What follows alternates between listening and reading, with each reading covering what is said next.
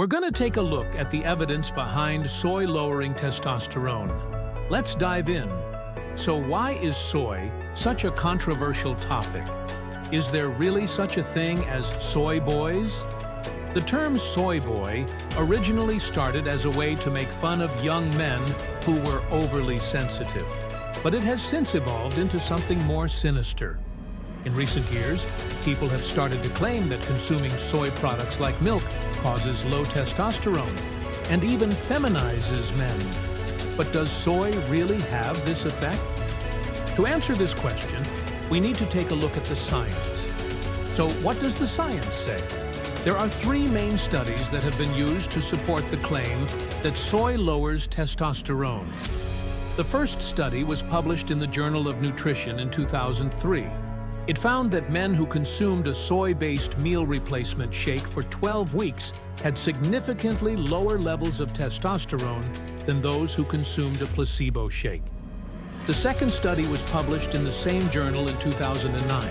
It found that men who consumed a high amount of soy protein for 20 weeks had lower levels of testosterone than those who consumed less soy protein. And the third study was published in the Journal of Clinical Endocrinology and Metabolism in 2014. It found that men who consumed a lot of soy protein over a period of 52 weeks had lower levels of testosterone than those who consumed little soy protein. However, when we look at the data from these studies, we see that the differences in testosterone levels between the groups were very small and not clinically significant. This means that the changes in testosterone levels were so small that they would not have any noticeable effect on a man's body or behavior. In addition to these three studies, there have been several other studies that have looked at the relationship between soy consumption and testosterone levels. Some of these studies have found a negative relationship between soy consumption and testosterone levels, while others have found no relationship at all. Overall, the evidence is pretty mixed and far from conclusive. There are several potential explanations for these mixed results.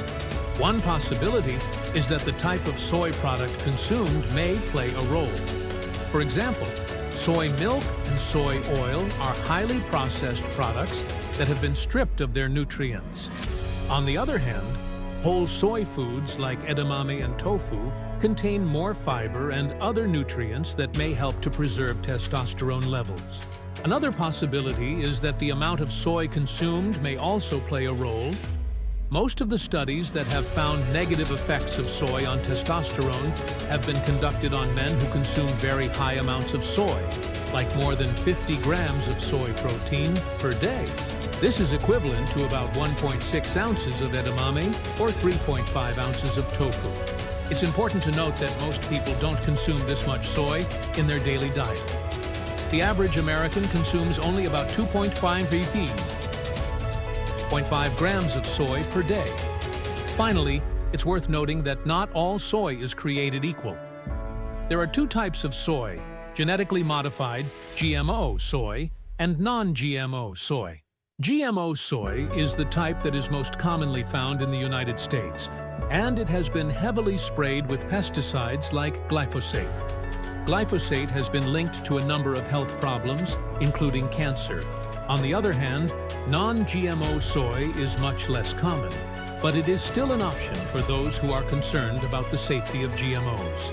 Some people believe that consuming GMO soy can lower testosterone levels, but there is no scientific evidence to support this claim. Overall, the evidence that soy lowers testosterone is weak and far from conclusive.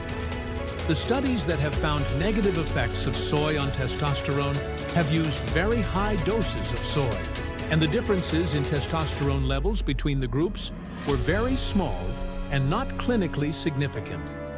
Men who consume moderate amounts of soy, such as 1 to 2 servings of edamame or 2 to 4 servings of tofu per week, are unlikely to experience any negative effects on their testosterone levels.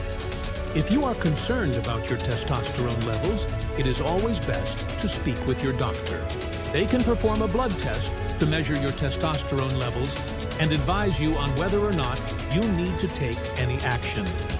Thanks for watching, and I'll see you next time.